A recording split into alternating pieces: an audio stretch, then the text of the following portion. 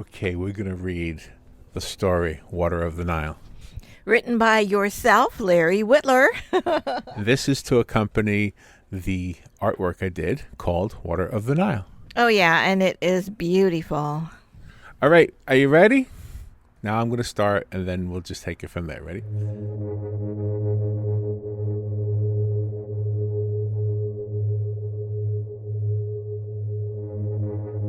"16-year-old Chione lived with her family 8 miles from the Nile River in Egypt. One of Chione's chores each week was to walk to the Nile River to fill 2 50-gallon barrels with water for her family. The 16 miles round trip was a long and dusty walk. While taking a 16-mile walk to fetch 100 gallons of water every week may seem like an unusually difficult task, Chione didn't mind. It took her from sunrise to sunset to do her job, but it was made easy by a very rugged and smooth-rolling wagon that her father had built. The wagon was big enough to carry the barrels of water and other supplies that Chione needed to do her job. So, as far as Chione was concerned, it was a pretty easy task. The hardest part of the walk was being alone. Then one day, her mother built a puppet for Chione to keep her company during her long walks for water. Chione named her puppet Abayomi, which means someone who brings joy.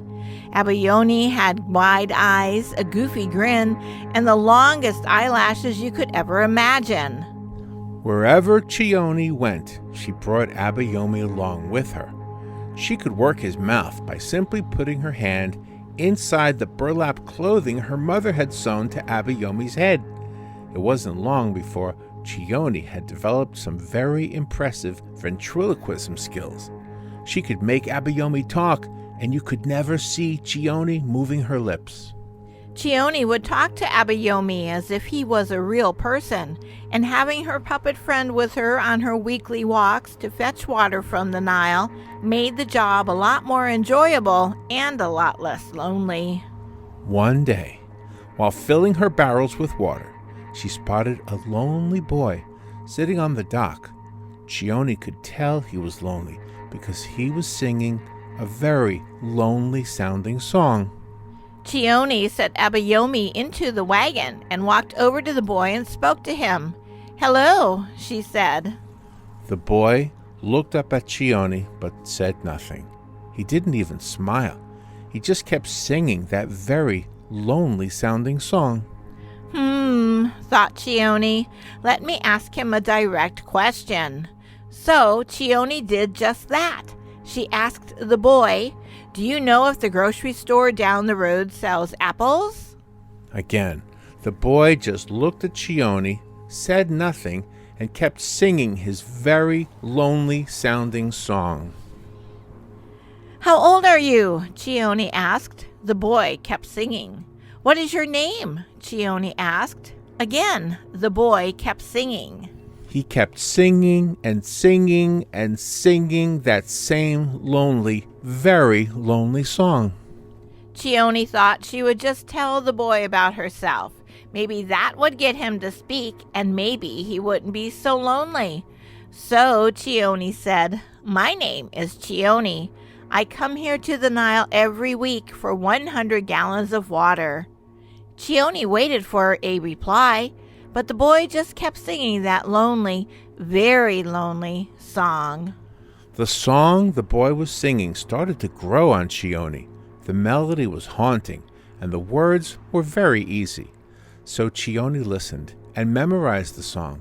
The words to the song were, "Where are you? Oh, where are you? Where have you gone? I long to be with you." Chione began to sing along with the boy. "Where are you? Oh, where are you? Where have you gone? I long to be with you." It was a lonely, a very lonely song. As Chione and the boy sang together, their voices carried across the Nile. Soon there was a crowd of people standing around them, and everyone was listening, and everyone was looking sad because of the lonely, the very lonely sounding song. Chione stopped singing and said to the crowd of people, "Don't be sad. It is a very lonely song, but it is not my intention to make people feel sad." But Chione's words were not being heard. The boy kept singing. The crowd kept growing, and soon everyone in the town was feeling sad and lonely. Then a man in the crowd spoke up. "We are not sad because of the song. We are sad because the Pharaoh's son is sad." The Pharaoh's son? Chione's eyes grew wide. This boy? This boy is the son of the Pharaoh? So she asked the man to explain more. Who is he singing about? Who does he long to be with? The man answered, "His father, his mother, his family, his dog." Chione was concerned. All of them? She asked. Where are they all? The man answered, "In the Nile." Gulp. Chione swallowed hard. They are in the Nile? Have they drowned? The man lowered his head and said, "No, they are banished to a submersible cocoon." What? Why? Who? Chione didn't know which question to ask first. The man knew Chione wanted answers, so he told her the whole story. He said, "About a month ago, the Tsar of Joyfulness came to town. He blessed those that were joyful and cursed those who were full of self-pity." And the boy? Chione asked. "His name is Beniti. It means teacher." Chione whispered his name to herself. Beniti.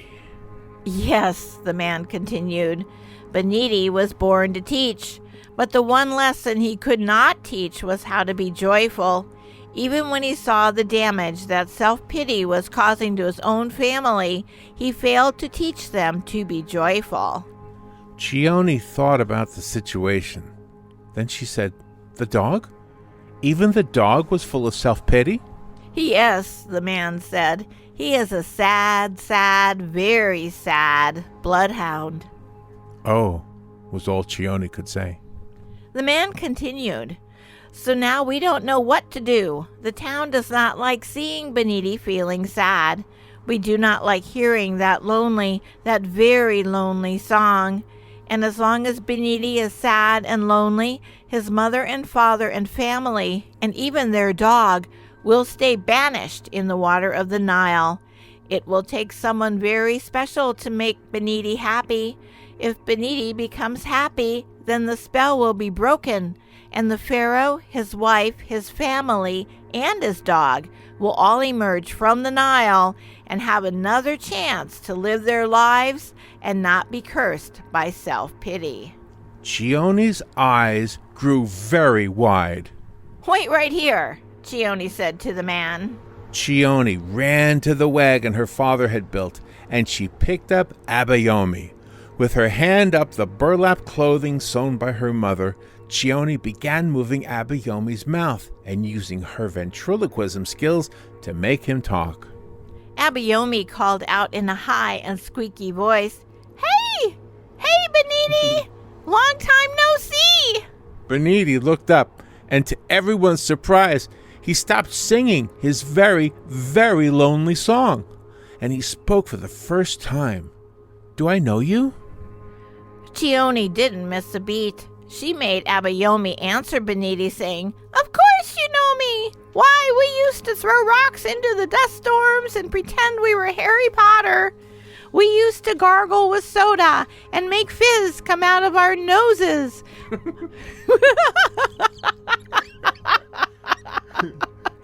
We used to dance in the streets at midnight and pretend we were banshees from Mars. We used to jump into the waters of the Nile."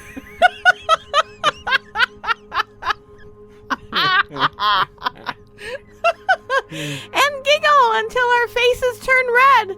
We used to ride our bicycles through town, telling everyone that the world was fine and everyone was going to be okay." Beniti couldn't help smile, and when he did, the whole town smiled. Suddenly, a large gush of water could be heard. It was the submersible cocoon that Beniti's family had been banished to. It was coming to the surface. Beniti had smiled, Beniti had joy, and that joy broke the Tsar's curse. Needless to say, the pharaoh, his wife, their family, and even their dog all ran to Beniti. They were so happy to see each other, and soon the whole town was smiling and happy, and the very lonely song was no longer heard. The pharaoh asked, "Who is responsible for Beniti's joy?" The man who had been talking to Chione pointed to her and to Abayomi. The pharaoh then asked her why he didn't ever see her before. Chione explained that she and her family lived 8 miles away and that she had to walk once a week to fetch 100 gallons of water. The pharaoh was astonished at this, astonished and embarrassed. You see, the pharaoh had been feeling self-pity because he feared his legacy would not be great. His wife felt self-pity because she always had to appear in the proper clothes. Their family felt self-pity because nobody knew any of them personally. They were only known as the Pharaoh's family. And the dog felt self-pity because, well, he probably really didn't feel self-pity. He's a bloodhound, and our guess is that the Tsar just made a mistake. The pharaoh mustered his humbleness and said to Chione, "You have to walk alone 16 miles every week through the desert and tote 100 gallons of water, and you are full of joy. We have more than most people will ever have, and we have self-pity." Chione corrected the pharaoh. She said, "But I am not alone when I walk. I have Abayomi. He brings great joy everywhere he goes." The pharaoh looked at Abayomi and Chione and said, "From this day on, we will celebrate Chione and Abayomi for showing us how to be joyful. And from this day forward, we will have a bottled water company drive a truck through the desert to bring water to you and your family." The end. The end. There you go. What do you think of that story, huh? I love this story. This is a great story. So appropriate. It's a wonderful story you've written. I like the voice you gave. Well, he's a fun guy, you know. Abayomi's voice. All right. Hope you enjoyed the video and the audio, the story, and we'll see you later.